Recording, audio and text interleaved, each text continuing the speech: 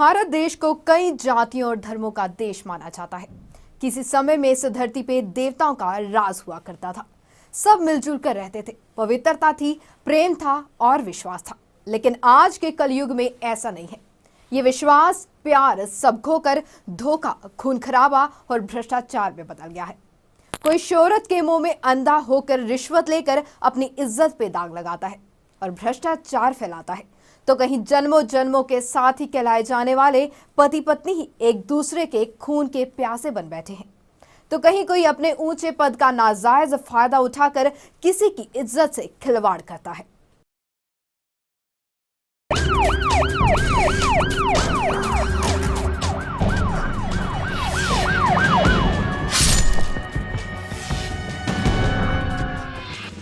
नमस्कार, आप देख रहे हैं लिविंग इंडिया न्यूज। मैं हूं आपके साथ प्रवानी अनेजा और हमारे खास प्रोग्राम टाइम दिस वीक में आप सभी का स्वागत है। तो देश में आए दिन वारदातों का सिलसिला बढ़ता ही जा रहा है। 16 दिसंबर 2012 की काली रात के बाद तो मानो इन घटनाओं का बाजार ही लग गया हो। आए दिन कोई ना कोई लड़की इस अपराध का शिकार होती है। अभी निर्भया कांड को कोई भूला भी नहीं था कि एक और 30 मई 2014 को हुए बदायूं कांड ने सबको हिला कर रख दिया। शौचालय के लिए गई दो किशोरी बहनों के साथ दुष्कर्म करके उन्हें फांसी के फंदे पर पेड़ पर लटका दिया। इस घटना से मानो पूरे देश को हिला कर रख दिया हो। अब सवाल ये उठता है कि आखिर कब तक मासूम लड़कियां इन घिनौने अपराधों का शिकार होती रहेंगी?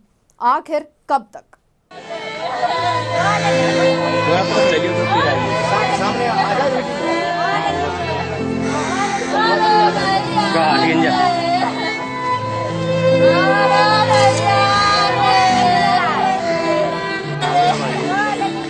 तेईस मई की रात बदायूं को ऐसा दर्द मिला जो जीते जी मिटने वाला नहीं। ये दर्द मिला उन माँ बाप को जिनकी बेटियों को रेप पर सरेआम पेड़ पर लटका दिया गया। दर्द मिला इस समाज को जिसमें महिलाएं सुरक्षित नहीं। बदायूं कांड देश से लेकर संयुक्त राष्ट्र में गूंजा। 27 मई की इस दरिंदगी भरी घटना से संयुक्त राष्ट्र का सर शर्म से झुक गया।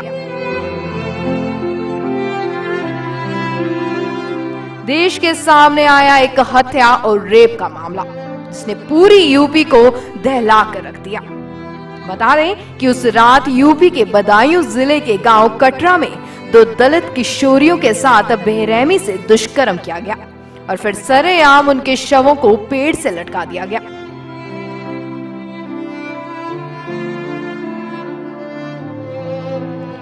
बता दें कि 27 मई की शाम घर से निकली और वापस नहीं लौटी। माँ बाप ने इस बात की जानकारी पुलिस को दी, लेकिन पुलिस ने मामला दर्ज नहीं किया। गांव वासियों ने पूरी रात किशोरियों की तलाश की और अगली सुबह दो नाबालिग लड़कियां पेड़ से लटक मिली।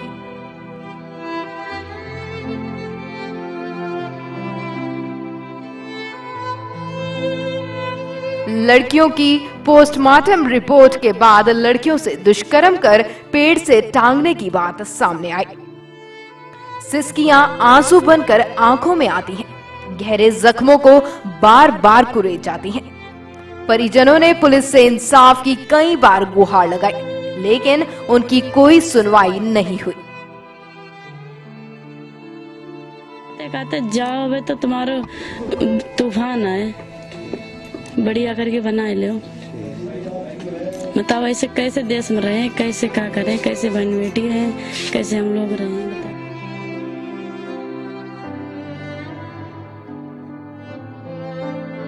यही फैसला जांच कराने की इच्छुक हैं गुंडे और कह रहे हैं कि मेरे रिश्तेदारों को रास्ते में घेरते हैं और कहते हैं कब तक ये मीडिया रहेगी, मीडिया जाने पर हम इन्हें देखूंगा और इन्हें वो गुंडे ही दिखा के और इन्हें खोद के एक एक को गड्ढे में गाड़ूंगा।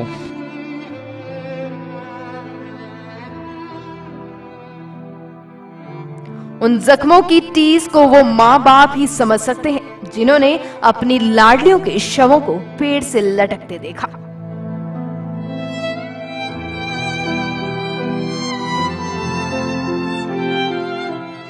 उन दरिंदों ने हैवानियत की हदें पार कर दी। वैश्यपन का खेल खेलते रहे, बेहयाई का चोला पहन बदायूं पुलिस तमाशा देखती रही। बदायूं की इस खौफनाक वारदातें यूपी को कलंकित कर दिया। आखिर क्यों SC/ST के तहत मामला दर्ज नहीं किया गया? अखिलेश सरकार क्यों चुप रही?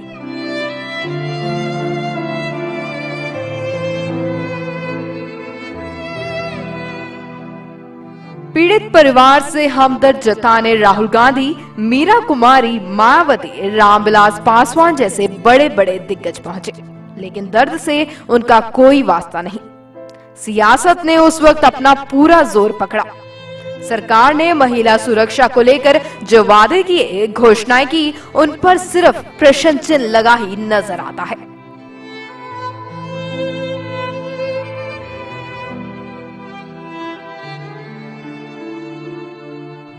बदायूं दिल्ली की वारदातों से देश हिल उठा, लेकिन 125 करोड़ आबादी वाले इस देश में महिला सुरक्षा पर बड़ा सवाल आज भी खड़ा है। सरकार कब उन सिसकियों के दर्द को समझेगी? आखिर कब तक ऐसे दरिंदे खुलेआम हैवानियत बरसते रहेंगे? Bureau report, living India news.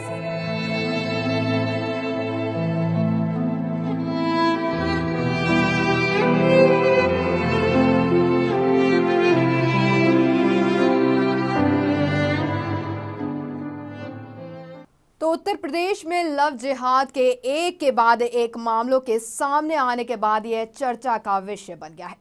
Meerut में एक हिंदू लड़की के अपहरण और कथित तौर पर धर्म परिवर्तन की घटना के बाद मामले ने तूल पकड़ा है। अब भाजपा ने भी राज्य में इस मुद्दे को अपने प्रमुख एजेंडे में शामिल कर लिया है। मेरठ की घटना के बाद पिछले 1 साल से अधिक समय से सांप्रदायिक हिंसा की आग में सुलग रहे पश्चिमी उत्तर प्रदेश में माहौल एक बार फिर तनावपूर्ण हो गया है।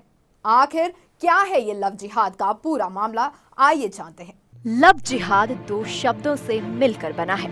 अंग्रेजी के शब्द लव यानी प्यार। इसके लिए किसी परिभाषा की जरूरत नहीं, ये एक गहरा और खुशनुमा एहसास है।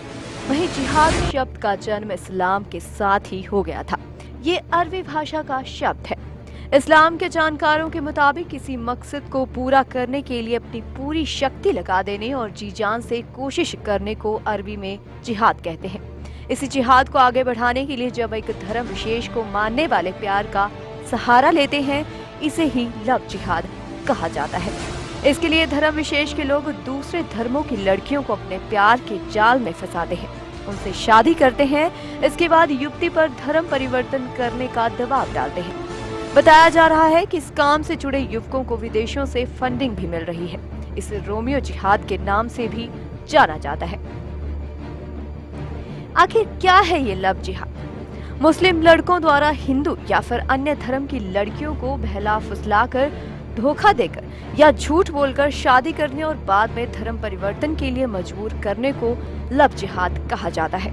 केरल में RSS से जुड़े संगठनों और चर्च ने दावा भी किया है कि मुस्लिम कट्टरपंथी जनहित के रास्ते के लिए शादी का उपयोग कर रहे हैं। एक मीडिया रिपोर्ट के मुताबिक विश्व हिंदू परिषद और श्री राम सेना जैसे संगठनों का आरोप है कि लव जिहाद या फिर रोमियो जिहाद नाम के संगठन हिंदू और ईसाई धर्म की लड़कियों को फंसाने के लिए युवा मुस्लिमों की मदद करता है। वे लड़कियों को शादी करने और फिर धर्म बदलने के लिए मजबूर करते हैं। ये संगठन पूरे देश भर में काम कर रहे हैं, जिन्हें विदेशों से आर्थिक मदद मिल रही है। ये मादक पदार्थों की तस्करी और आतंकवाद से जुड़े हैं। हिंदू संगठनों का ये भी आरोप है कि इस तरह से बीते कुछ सालों में हजारों की तादाद में लड़कियों का धर्म परिवर्तन करवाया गया है। लव जिहाद के मामले में महिलाओं को चेतावनी देने के लिए ईसाई पादरियों के सदस्य भी RSS से जुड़े संगठनों के साथ खड़े हैं। तो पादरियों का कहना है कि जिहादी रोमियो ईसाई धर्म की लड़कियों को निशाना बना रहे हैं। हालांकि मुस्लिम से विवाह करने के लिए ईसाई या यहूदी महिला का धर्म परिवर्तन कराने की जरूरत नहीं होती।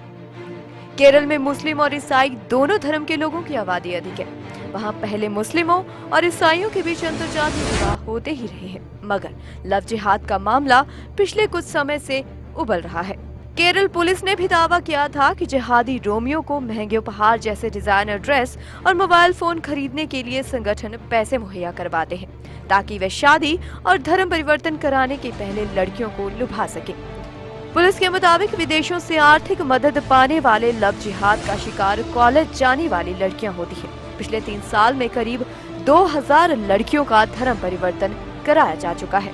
वहीं इलाहाबाद हाई कोर्ट की लखनऊ बेंच ने भी वर्ष 2006 में तत्कालीन प्रदेश सरकार से पूछा था कि हिंदू लड़कियां ही इस्लाम क्यों कबूल कर रही हैं। निकाह के लिए मुस्लिम लड़के अपना मजहब क्यों नहीं बदलते।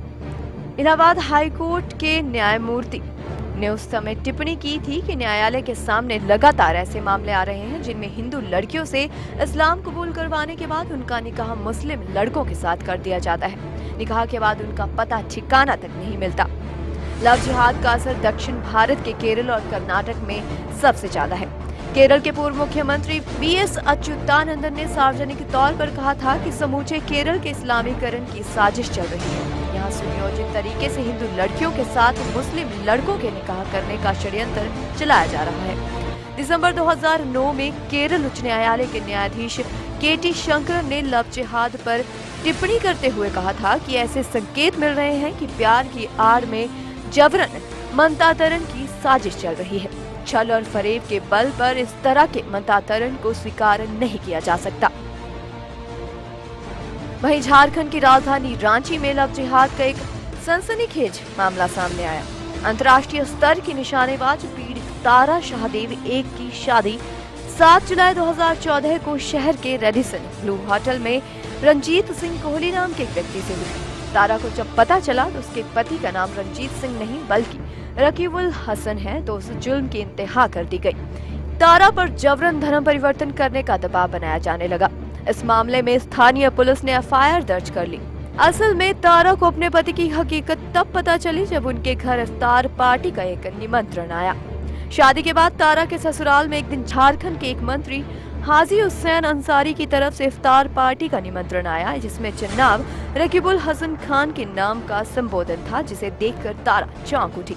इसके बाद हकीकत परत दर परत खुलती चली गई।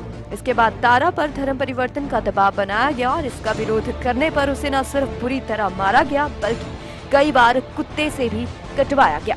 और शादी के जस्ट दूसरे ही दिन वो इंसान मुझे कहता है कि दुनिया की नज़र में तुम मेरी पत्नी हो गई हो, पर अभी भी तुम मेरी नज़र में मेरी पत्नी नहीं हो। पत्नी बनने के लिए तुम्हें 3 बार कबूल है करना पड़ेगा और जो निकाह होता है मुस्लिम धर्म में वो तुम्हें पूरा करना होगा। इस चीज़ को मैंने समझने की कोशिश की। वो बोले कि मैं अल्लाह को मानता हूँ इसलिए करना है। बहुत ही इमोशनल तरीके से उन्होंने वो सब कराया भी। और वो करने के बाद वो बोलते हैं आज से आपका नाम सारा होता है। जो मैंने विरोध किया जिस चीज़ का, क्योंकि मेरा नाम तारा है और मैंने ये बोला कि मैं नहीं बदलूँगी। उन्होंने मुझे कुछ समय दिया कि आप अगर इज़्ज़त से मान जाती हो तो आपको इज़्ज़त भी मिलेगी, रोटी भी मिलेगा, कपड़ा भी मिलेगा, लेकिन अगर आप नहीं मानती तो आपके साथ क्या होगा आप वो सोच भी नहीं सकती। और इसी के दौरान इन लोगों ने मुझे कुरान दिया, बोला कि आपको ये पढ़ना है। फिर कुछ बुक दिए गए जिसमें कैसे एक मुस्लिम धर्म क्या करते हैं, कैसे वो रहते हैं, क्या उनका लहजा होता है, वो सब लिखा था। उन्होंने बोला कि आपको ये करना होगा। मैंने इस चीज़ से इनकार किया। इसके विरोध पे उन्होंने बोला कि तुम बहुत गलत जगह पे फंसे हो, तुम्हें नहीं पता तुम कहाँ पे हो, यहाँ से निकलने का कोई रास्ता नहीं होता। कबूल कर लो कि तुम इस्लाम धर्म कबूल करोगी, वरना कहाँ भेजी जाओगी तुम्हें खुद नहीं पता। प्रताड़ित किया जाता था, इसके लिए मुझे मारते थे, रूम में बंद करके रखते थे, खाना नहीं दिया जाता था, पानी मांगती थी तो पानी नहीं मिलता था, सिगरेट के धुएं को मेरे मुंह पे छोड़ते थे, बोलते थे सांस भी लेना है अगर सही तरीके से तो कबूल करो कि तुम्हें इस्लाम धर्म कबूल है, हिंदू धर्म को तुम धुतकारती हो। और अगर वो सब से वो हट गए, उन्होंने वो कुत्ते से कटवाते थे। वो बोलते थे कि अगर नहीं मानोगी तो इससे बोटी बोटी नुचवा लेंगे। मदद मांगती थी मैं उनकी माँ से, वो मुझे मारती थी। वो लोग फिर मुझे मेरे पापा मेरे भैया के पास मैं फ़ोन करना चाहती थी, स्पीकर ऑन करके बात कराते थे, ये बोल के कि अगर कुछ भी बोली तो पापा भैया को मार दिया जाएगा। पश्चिम उत्तर प्रदेश में लव जिहाद के खिलाफ राखी अभियान भी चलाया गया। इस साल पश्चिम उत्तर प्रदेश में लव जिहाद के खिलाफ लोगों को जागरूक करने के लिए आरएसएस ने राखी अभियान चलाया था। Bureau report, living India news. प्रदेश में वारदातों का घेरा लगातार बढ़ता ही नजर आ रहा है। हर उम्र वर्ग के लोग इस घेरे में लिपटते चले जा रहे हैं, जिससे अपराधों का घेरा बढ़ता चला जा रहा है। बता दें कि देश में रैगिंग को लेकर कड़े कानून बनाए गए हैं और लगभग हर एक विधायक संस्थान का प्रशासन भी अब ऐसी घटनाओं को लेकर काफी चौकन्ना हो गया है। लेकिन कुछ मनचले बिना डरे, बिना कोई कानून की परवाह किए खुलेआम रैगिंग जैसे उत्पीड़न की वारदातों को अंजाम दे रहे हैं। ताजा मामला अभी ही बिहार का है, जहां पे मंत्री के बेटे के साथ दुर्घटना हुई है। गौरतलब है कि ग्वालियर किले पर स्थित सिंधिया स्कूल के 9वीं के छात्र आदर्श कुमार को बीते दिनों अपने कमरे में संदिग्ध हालत में बेहोश पाया गया था। आदर्श को ग्वालियर के निजी अस्पताल में भर्ती कराया गया था, जिसके बाद हालत बिगड़ने पर उसे दिल्ली के अपोलो अस्पताल में ले जाया गया। आदर्श अभी भी अस्पताल में भर्ती है।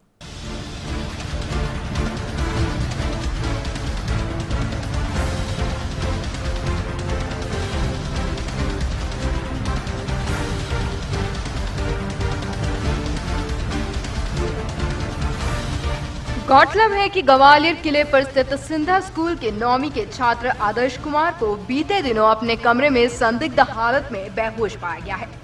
आदर्श को ग्वालियर के निजी अस्पताल में भर्ती कराया गया था, जिसके बाद हालत बिगड़ने पर उसे दिल्ली के अपोलो अस्पताल में ले जाया गया। आदर्श अभी भी अस्पताल में भर्ती है। आदर्श ने सुसाइड करने की कोशिश की थी, लेकिन मामले को स्कूल मैनेजमेंट ने छुपाने की कोशिश की। बाद में मामला सामने आने पर पुलिस ने जांच शुरू की। जिलाधिकारी पी नरहरि ने मामले की जांच के लिए 5 सदस्यीय समिति बनाई थी। मध्य प्रदेश में ग्वालियर के सिंधिया स्कूल में बिहार के सहकारिता मंत्री जय कुमार सिंह के बेटे आदर्श सिंह ने रैगिंग और वरिष्ठ छात्रों की प्रताड़ना के चलते ही आत्महत्या करने की कोशिश की थी। जिलाधिकारी पी नरहरि द्वारा गठित जांच समिति की रिपोर्ट से इस बात का खुलासा हुआ है। जिलाधिकारी पी नरहरि ने शनिवार को आदर्श सिंह द्वारा आत्महत्या करने की कोशिश से जुड़े मामले की जांच के लिए एक समिति बनाई थी। इस समिति ने अपनी जांच रिपोर्ट सौंप दी है। पी नरहरि ने रिपोर्ट के हवाले से बताया कि जांच दल ने पाया है कि आदर्श सिंह के साथ रैगिंग हुई है। उसे वरिष्ठ छात्रों द्वारा लगातार प्रताड़ित किया जाता है। नरहरि ने संवाददाताओं को बताया कि आदर्श के पास मोबाइल फोन था, जिससे उसने अपनी फोटो इंटरनेट पर अपलोड कर दी थी। इससे भी वरिष्ठ छात्र उससे नाराज थे। इसकी वजह यह कि सिंधिया स्कूल में मोबाइल के उपयोग पर रोक है। वरिष्ठ छात्र भी अपनी तस्वीर इंटरनेट पर अपलोड करना चाहते थे, मगर स्कूल के निर्देश के चलते वे ऐसा नहीं कर पा रहे थे। इस बात को लेकर भी उसे प्रताड़ित किया गया। नरहरि के अनुसार स्कूल प्रबंधन का रुख भी ठीक नहीं रहा। घटना से पहले, घटना के समय और घटना के ठीक बाद में प्रबंधन को जिस तरह की भूमिका निभानी चाहिए थी, वैसा नहीं हुआ। प्रबंधन भी इस मामले में दोषी पाया गया है। मालूम हो कि ग्वालियर किले पर स्थित सिंधिया स्कूल की कक्षा 9वीं के छात्र आदर्श सिंह अपने कमरे में पिछले दिनों संदिग्ध हालत में बेहोशी की स्थिति में मिला था।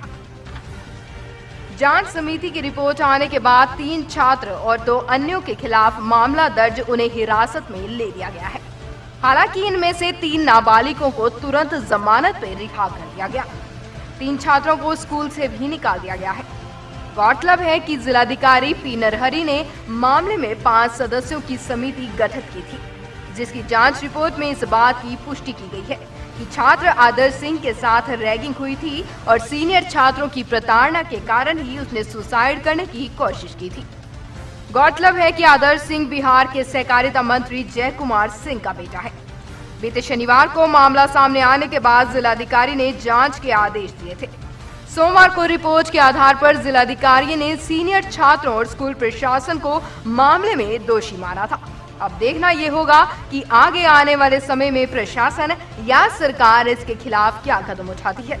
आखिर कब तक इस देश का भविष्य यानी कि नौजवान अपनी जानें गंवाते रहेंगे। Bureau report, living India news.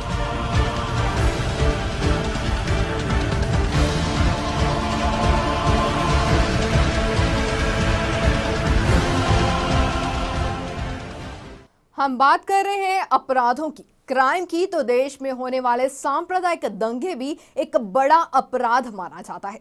आपको बता दें कि इन हिंसक दंगों की वजह से काफी निर्दोष लोग अपनी जानें गंवा बैठते हैं।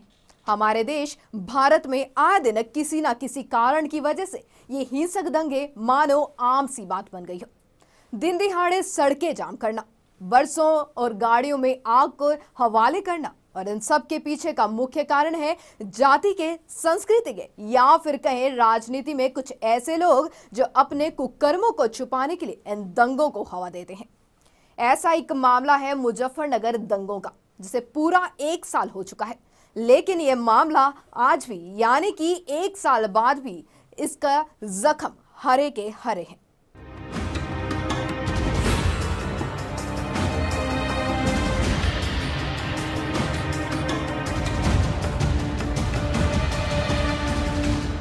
मुजफ्फरनगर के लिए 7 सितंबर 2013 का दिन किसी काले धब्बे से कम नहीं, जब यहां दंगे की शुरुआत हुई थी। धीरे धीरे यह और इलाकों में भी फैल गया। इस हिंसा में 65 लोगों की जानें चली गई और 50,000 से अधिक लोग बेघर हो गए।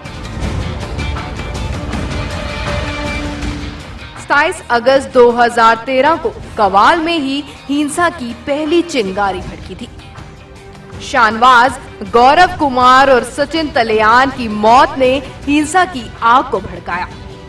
जांच एजेंसी का कहना है कि कथित रूप से गौरव और सचिन ने मिलकर शानवाज की हत्या की। मुजफ्फरनगर दंगों को 1 साल बीत चुका है, लेकिन इसके बावजूद पीड़ितों को इंसाफ नहीं मिला।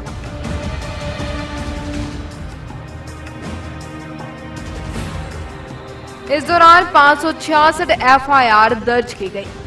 सरकार ने बड़े बड़े वादों की झड़ी लगाई, लेकिन 1 साल बाद भी जख्म हरे के हरे हैं।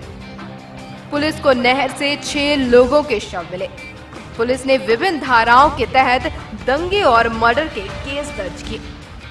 शुरुआत में 60 लोगों को इस मामले में आरोपी बनाया गया। इन घटनाओं ने हिंसा की आग को और भड़का दिया। इस दंगे में सरधना से भाजपा विधायक संगीत सोम को भी आरोपी बनाया गया था। संगीत सोम पर भड़काऊ भाषण देने और सीडी बांटने का आरोप है और वे जेल भी जा चुके हैं।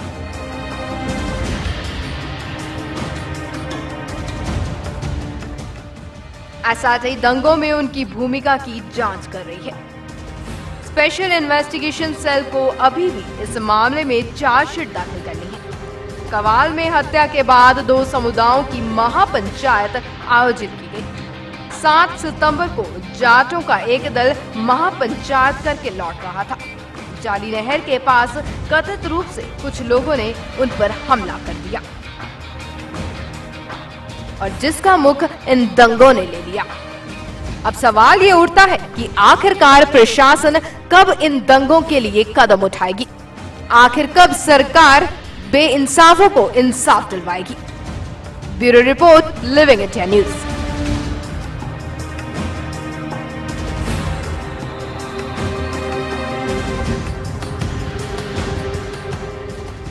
तो आगे बढ़ते हैं और बात करते हैं नशों के बारे में। आजकल हर रोज आए दिन पुलिस प्रशासन नशा तस्करी वालों को हिरासत में ले रही है। आए दिन नशा तस्करी वालों के कई मामले सामने आते हैं, लेकिन जरूरी नहीं कि हर कोई आरोपी हो। कई बार कुछ बेकसूरों को भी बेवजह की गलतियों की सजा भुगतनी पड़ती है। ऐसा ही एक मामला पंजाब के तरन तारण से है, जहां पर 26 जून की दोपहर को अमृतसर के लंडा बाजार से गुरप्रकाश सिंह नाम के एक व्यक्ति को नशा तस्करी के मामले में पुलिस उठा कर ले गई, जिसके चलते गुरप्रकाश सिंह की 6 साल की मासूम बच्ची जब अपने पिता से मिलने जेल में गई तो उसने अपने पिता की बेबस हालत को देखकर कोमा में चली गई और पापा पापा की आवाज लगाते मौत के घाट उतर गई। अब उसके परिवार वाले इंसाफ की गुहार लगा रहे हैं। आइए देखते हैं क्या है पूरा मामला। मामला है पंजाब के अमृतसर का। 20 अगस्त को सीआई स्टाफ तरन की पुलिस गुरप्रकाश को मेन बाजार की दुकान से उठा कर ले गई। गुरप्रकाश पर इल्जाम था हेरोइन की तस्करी का, लेकिन गुरप्रकाश के साथ पूरा बाजार समर्थन के लिए सड़क पर उतर आया।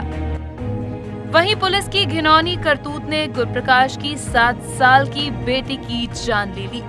दरअसल गुरप्रकाश की बेटी गुरप्रकाश को सलाखों के पीछे देखकर चिल्लाने लगी और तड़प तड़प कर उसने अपने पापा को देखकर दम तोड़ दिया।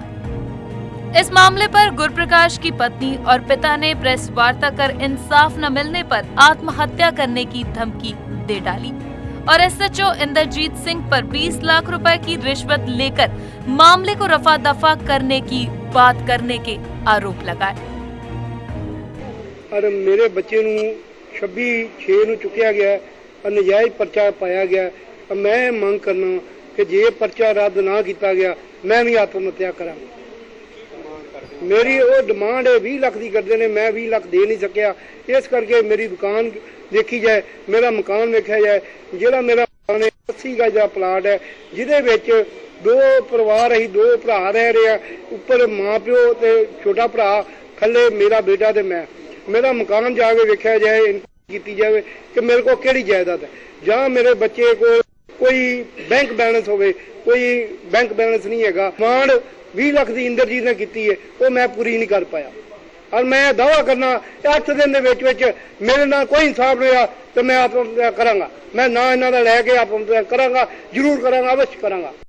इस मामले में एसएसपी एमके शर्मा ने 2 दिनों तक जांच करवाने की बात कही, लेकिन उनके दावे हवा में बातें करते हुए दिखाई दिए, जिसके चलते प्रेम सिंह और गुरप्रकाश की पत्नी तरनतारन एसपी से मिलने पहुंचे, लेकिन वहां पर भी उन्हें एफआईआर दर्ज करवाने के सिवा कुछ भी हासिल नहीं हुआ।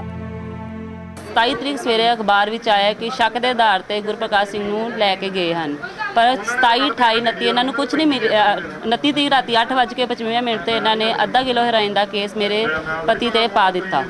ਮੈਂ ਇਨਸਾਫ ਮੰਗ ਕਰਦੀ ਹਾਂ ਕਿ ਮੇਰੇ ਪਤੀ ਬੇਗੁਨਾਹ ਹੈ, ਉਹਨਾਂ ਤੇ ਪਰਚਾ ਰੱਦ ਕੀਤਾ ਜਾਏ। ਮੇਰੀ ਬੱਚੀ ਜੋ ਪੌਣੇ 7 ਸਾਲ ਦੀ ਹੈ, ਇਸ ਸਦਮੇ ਨੂੰ ਬਰਦਾਸ਼ਤ ਨਹੀਂ ਕਰ ਸਕੀ, ਉਹ ਐਕਸਪਾਇਰ ਹੋ ਗਈ ਹੈ, ਜਿਸ ਦਾ ਮੈਂ ਸਾਰਾ ਇਲਜ਼ਾਮ ਪੁਲਿਸ ਵਾਲਿਆਂ ਤੇ ਕਰਦੀ ਹਾਂ, ਜਿਨ੍ਹਾਂ ਨੇ ਮੇਰੇ ਪਤੀ ਤੇ ਝੂਠਾ ਕੇਸ ਪਾਇਆ, ਜਿਸ ਕਰਕੇ ਮੇਰੀ ਬੱਚੀ ਦੀ ਮੌਤ ਹੋ ਗਈ ਹੈ। ਉਹਦੇ ਅਖੀਰਲੇ ਸਵਾਸਾਂ ਤੱਕ ਉਹਦੀ ਇੱਕੋ ਹੀ ਨਾਮ ਸੀ, ਮੇਰੇ ਪਿਤਾ ਦੀ ਇਨਸਾਫ ਦਿਵਾਇਆ ਜਾਏ, ਮੇਰੇ ਪਾਪਾ ਨੂੰ ਮੇਰੇ ਕੋਲ ਲਿਆਇਆ ਜਾਵੇ। ਪਰ ਪੁਲਿਸ ਮਹਿਕਮੇ ਨੇ ਸਾਡੀ ਕੋਈ ਨਹੀਂ ਸੁਣੀ, ਉਹਨਾਂ ਤੇ ਕੇਸ ਝੂਠਾ ਪਾ ਦਿੱਤਾ ਹੈ। ਮੈਂ ਸਿਰਫ ਇੱਕੋ ਹੀ ਮੰਗ ਕਰਦੀ ਹਾਂ ਕਿ ਮੇਰੇ ਪਤੀ ਤੇ ਜਿਹੜਾ ਝੂਠਾ ਕੇਸ ਪਾਇਆ ਹੈ ਰੱਦ ਕੀਤਾ ਜਾਏ। ਮੈਂ ਆਪਣੀ ਨੰਨੀ ਸ਼ਾਹ ਨੂੰ ਵਾਪਸ ਤੇ ਨਹੀਂ ਲਿਆ ਸਕਦੀ, पर मैं ये मांग कर सकती हाँ कि मेरे को इंसाफ किया जाए, मेरे पति नूं छड्डिया जाए। आखिर एसएसपी को क्यों नहीं दिख रहा उस 7 साल की बेटी का तड़प तड़प कर मरना? गुरप्रकाश की बिटिया तड़प तड़प कर और बार बार कहती रही कि मुझे पापा से मिलने दो, लेकिन खाकी बहनें इन परिंदों के सर पर जू नहीं सरकी। एफआईआर दर्ज तो हो चुकी है, पर अब देखना तो यह है कि एसएसपी साहब तफ्तीश के नाम पर काम करते हैं या फिर बातें ही हवा में उड़ा देते हैं। खैर, यहाँ जरूरत है किसी उच्च स्तरीय अधिकारी द्वारा इस मामले की पूरी तफ्तीश करने की, ताकि खाकी पर लगा यह कलंक धोया जा सके कि आखिरकार इस मामले में गलत कौन है, वो इंसान जो सलाखों के पीछे है या फिर खाकी वर्दी वाले। आखिर सच क्या है, यह तो समा ही जानता है। न्यूज डेस्क से वरुण भट्ट, अमृतसर से जितेंद्र सिंह और तरनतारन से हरजिंदर गब्बर की रिपोर्ट, लिविंग इंडिया न्यूज। तो देश में इन अपराधों को रोकने के लिए बनाए गए तमाम कड़े कानून महज किताबों में ही नजर आते हैं। इन कानूनों की पालना को लेकर कोई पुख्ता कोशिशें नहीं की जा रही हैं और इन कोशिशों की शुरुआत हमसे होती है। अगर कहीं भी ऐसी वारदातों को होता देखें या ऐसी घटनाओं का शिकार हो तो इन सब घटनाओं का कड़ा विरोध करें, सावधान रहें, सुरक्षित रहें, क्योंकि खुद की सुरक्षा खुद के हाथ में। नमस्कार।